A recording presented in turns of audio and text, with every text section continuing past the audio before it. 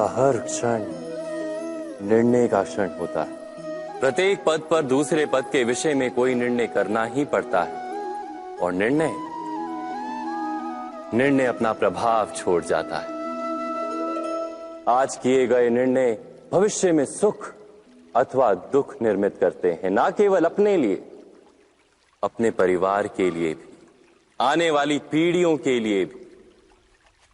जब कोई दुविधा सामने आती है तो मन व्याकुल हो जाता है, अनिश्चय से भर जाता है। निर्णय का वो क्षण युद्ध बन जाता है और मन बन जाता है युद्ध भूमि। अधिकतर निर्णय हम दुविधा का उपाय करने के लिए नहीं, केवल मन को शांत करने के लिए लेते हैं। पर क्या कोई दौड़ते हुए भोजन कर सकता है? नहीं। तो क्या युद्ध से जूझता हुआ मन कोई योग्य निर्णय ले पाएगा? वास्तव में शांत मन से जब कोई निर्णय करता है तो अपने लिए सुखद भविष्य बनाता है, किंतु अपने मन को शांत करने के लिए जब कोई निर्णय करता है तो वो व्यक्ति भविष्य में अपने लिए कांटों भरा वृक्ष लगाता है। स्वयं विचार कीजिएगा।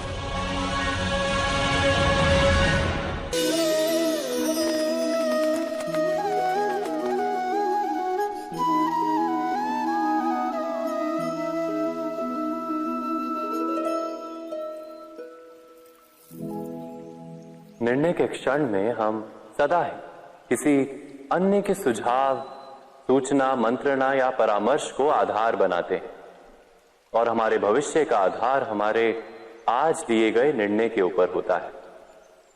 तो क्या हमारा भविष्य किसी अन्य के परामर्श, किसी अन्य के सुझाव का फल है? क्या हमारा संपूर्ण जीवन किसी अन्य की बुद्धि का परिणाम? क्या हमने कभी विचार किया है? सबका अनुभव है कि भिन्न भिन्न लोग एक ही स्थिति में भिन्न भिन्न परामर्श देते हैं। मंदिर में खड़ा भक्त कहता है कि दान करना चाहिए और चोर कहता है यदि अवसर मिले तो इस मूर्ति के श्रृंगार चुरा। धर्म से भरा हृदय धर्ममय सुझाव देता है और अधर्म से भरा हृदय अधर्म का परामर्श देता है। धर्म में सुझाव का स्वीकार ही मनुष्य को सुख की ओर ले जाता है, किंतु ऐसे परामर्श का स्वीकार करना तभी संभव होता है जब हृदय में धर्म हो।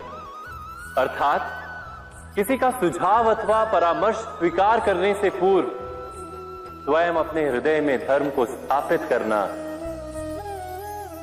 क्या आवश्यक नहीं? स्वयं विचार कीजिए।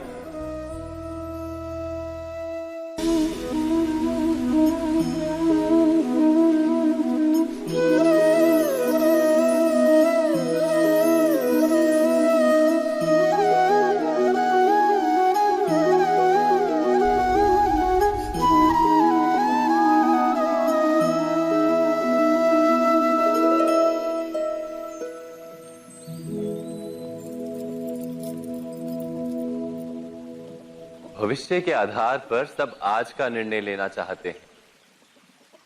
भविष्य में सुख मिले, भविष्य सुरक्षित हो, ऐसे निर्णय आज लेने का प्रयत्न रहता है सबका।